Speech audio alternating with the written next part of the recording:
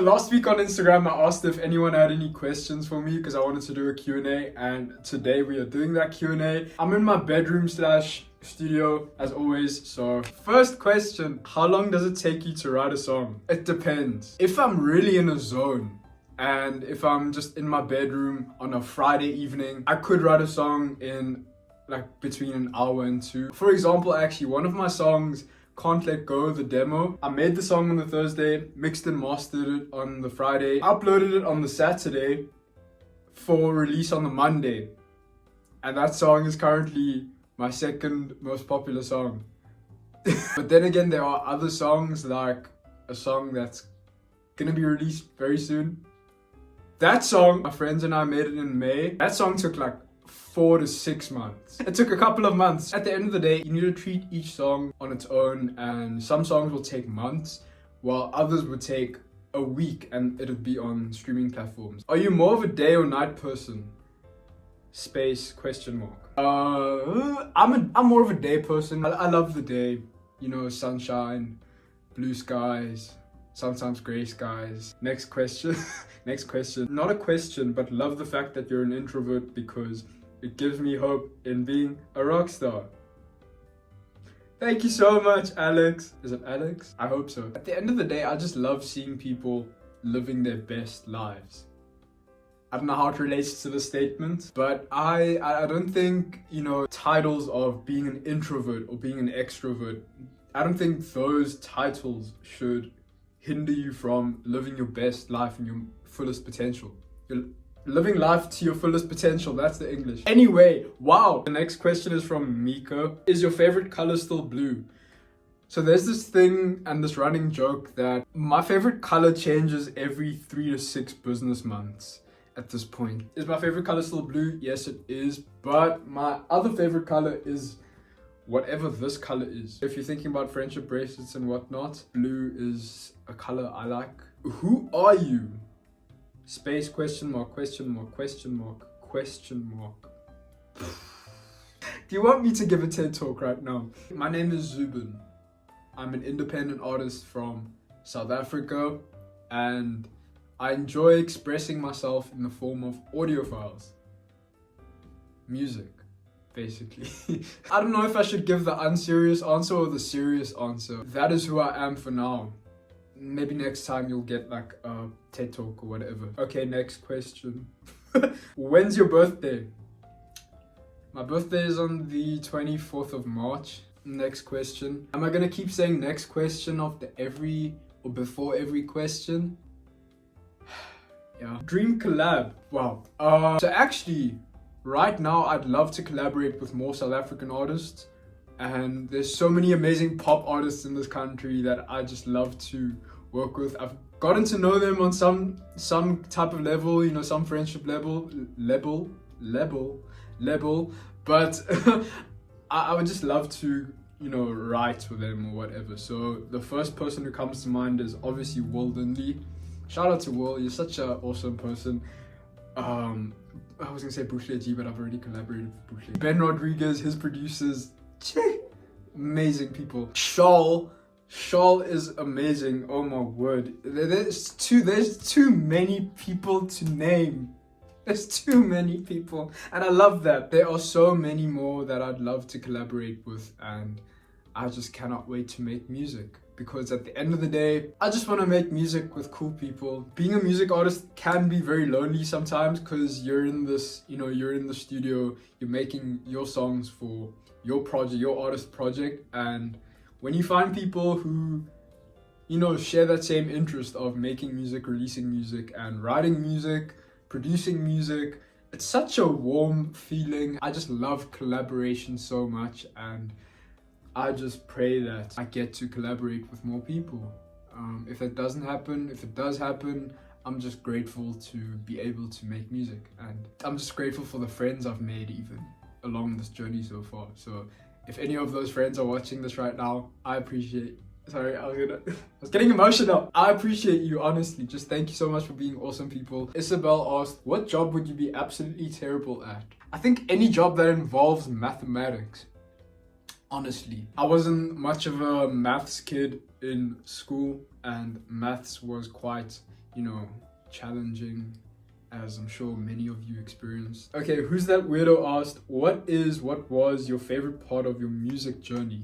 The people I've met along the way. For such a long time, I had the mentality of, oh, I'm gonna DIY everything myself. I'm gonna produce, mix, master, write, record, do everything myself. And yes, that's good. It's so good to do that because you learn skills and you force yourself to learn those skills because, being a music artist can be expensive. So learning as many skills as possible and having those skills is so important. But also the other side of the spoon.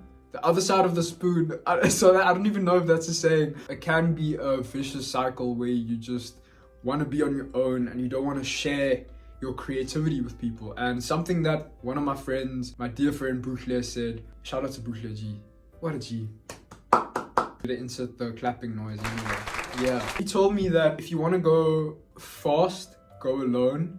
But if you want to go far, go with people. Like I said earlier, being a music artist, it is lonely. It is a lonely road if you just, on your own, and if you don't open yourself to other creatives and other ways of inspiration. So just being, what was the question? My favorite part of the music journey was just working with other people, other creatives. I love the people I worked with, honestly. It's so awesome to see their growth. I can't stop smiling because I'm just so inspired by them. And yeah, anyway. Have you heard about MBTI? May I know yours if you don't mind? Sending hugs from Malaysia. Shout out to the people in Malaysia. I need to go there one day. Have you heard about MBTI? Yes, I did an MBTI test. Was it 2 weeks ago? It was 2-3 weeks ago. And it turns out I am an INFJA. When are you going to have another concert? Only cursed. So regarding my live shows, next concerts, next shows, I had the amazing opportunity to open for Will Lindley. It was such an awesome experience. So awesome to meet everyone after the show. And I love that, just meeting people after the show. So regarding live shows for the rest of the year, I do not have any live shows for this year or for the rest of the year. No one's asked me to perform live yet. Wow, no, I shouldn't say that. Cut that out. No, so I don't have any live shows this year because I'm, number one, finishing my EP, which is coming out pretty soon. So exciting. And I'm also finishing other music. I'll most likely be, doing more writing sessions and writing camps. I really want to do another writing camp with whoever wants to do a writing camp. If no one wants to do a writing camp, I'll just do the writing camp in my bedroom. But in 2025 and going into the new year, 2025 basically, I do want to do more live shows, and I want to just say hi in person without, saying hi on the phone. Like, I just want to generally meet the people who have been so kind to me online and so kind to just listen to my music. So definitely in the future, I will be doing more live shows. This is taking so long because I'm giving TED Talks after every question. How did you teach yourself to produce your music? And if so, what app, website did you do you use? So firstly, how did I teach myself how to produce my music? YouTube has been the best thing that's ever happened in this world, other than Jesus and God, obviously, Like, seriously, watching YouTube videos has been the best thing ever. I think just watching other people make music, watching people on YouTube produce their own songs, has been such a blessing. And if you really want to get into producing and music production, just watch those YouTube videos that say like how to make this artist type song. It'll really help. And then the second part, what app, website do I use? So I started with BandLab. I love BandLab so much. I'm not sponsored. BandLab, if you're watching this, my DMs are always open. I love you. Thank you so much. Right now I use Ableton Live. Shout out to the Ableton gang. Hannah, I apologize for butchering your name. I'm so sorry. Saw you at Old Biscuit Mall. How do you go about creating a stage presence? Guys, I'm really just, I'm gonna lie if I say I have all the answers, because I don't. The old Biscuit Mill show, that was my second ever show. Like, that was the second ever time I sang in front of people, so I had no idea what I was getting myself into. when I got on stage and I saw like all of these people in front of me, I was internally screaming. A lot of times when you're on stage or when you are, you know, in front of people, you tend to look at like, oh, these people are looking at me, and it's like, oh my days, like, oh my word, what is happening? But I think just being present in the moment and being like, yo, your life isn't in danger. I'm so grateful for the crowd because they were so amazing and so welcoming and so just kind. Going back to the question of how do you go about creating a stage presence, I think the main thing is just so often we are our own biggest critics, and you know, we pick up on the fine details of like if we sing a wrong note or if we say this or if we say that, and it's like, oh, I shouldn't have said that, oh, I shouldn't have, you know, sung the song this way. And just realizing that a lot of the things that you pick up on and you tell yourself like, oh, I shouldn't have said this, oh, I shouldn't have said that. A lot of times the people who are watching you, they don't pick up on that, and they don't look at the fine, you know, details of everything. And if they do, so what? Now I look back on that and I'm like, I did that. Like, I performed in front of however many 100,000 people. And that's something that I'm so proud of myself, and I'm just so grateful to have experienced that. Anyway, wow, that was very long. But I hope that made sense. So Anisha asked, will we see your sister in a vlog again? Because she is big vibes. Shout out to my sister. Like, I love her so much. My sister's studying at university, so she doesn't live at home. I need to have another vlog that has my sister in, because clearly she's a fan favorite right now. What do you think you'd be doing if you weren't in music? So for those who don't know, actually, I have a university degree. I graduated last year. Yeah, your boy's educated, you know. I have a bachelor's degree in international relations or studies.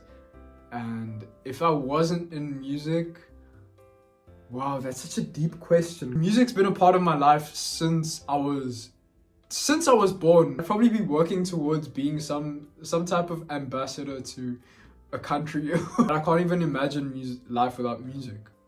And it's not even coming from a cheesy, corny place. Where did you grow up? What schools did you go to? I grew up in a small town. Well, it's not a small town anymore, but it's a town outside of Cape Town called Paul. Insert the photo of Paul here. And then it's like, nice. There's a lot of wine here. I don't drink, but there's a lot of wine. People drink a lot of wine. Shout out to them. What school did I go to? I went to a school just outside of my town called Bridge House. Insert the photo of Bridge House. What's the ingredients to the secret sauce? The secret sauce is really just love, dude. The secret sauce lies in making music that feels authentic to you, but also having the awareness of not boxing yourself into a certain sound, because what can happen a lot of times is you make a song and then that song does really well. You feel this pressure to keep making just those types of songs. It might work, but it's gonna feel so draining to keep making those songs, because at the end of the day, I'm gonna get deep now, but we are multi-dimensional beings, and our music taste is also multi-dimensional. We have different interests, we have different influences that aren't just pop, or that isn't just indie, or that isn't just whatever other genre or style you listen to. So just be open to experimenting with different sounds, but keep it authentic to yourself. If I'm botching your name, please let me know. Tell me off in my IG DMs. This is my IG. Don't hesitate to give it a follow. 2 more questions. How did you feel to be on stage for the first time with people singing your song? I'm not gonna lie, it was such a crazy experience. A song like Take Me Home, where people were like, take me home. I was like, what is going on right now? And it brings back to what I was saying earlier about being in the moment and really absorbing like what is happening, instead of looking at it from, you know, the bigger picture of like, oh, what if this person thinks, you know, like, instead of doing that, just living in the moment and just absorbing that, you know, people singing your songs back to you. That's such a mind-blowing experience and such a beautiful experience. Last question. We are at the last question, baby. What are we called, the fans? I need to know. So I don't know what to call you. If anyone has any recommendations or ideas of a fandom name, shoot in the comments. The Zubins, no. I'm really lost with that, with the fandom name. So if anyone has any recommendations, please shoot in the comments. If you're watching this up to now, thank you so much. I appreciate you so much for just being a part of this journey and for genuinely just being such kind-hearted people. I don't know how to end this video, so I'm just gonna show the friendship bracelets. If you see me in public and you come to say hi, I'll give you a friendship bracelet.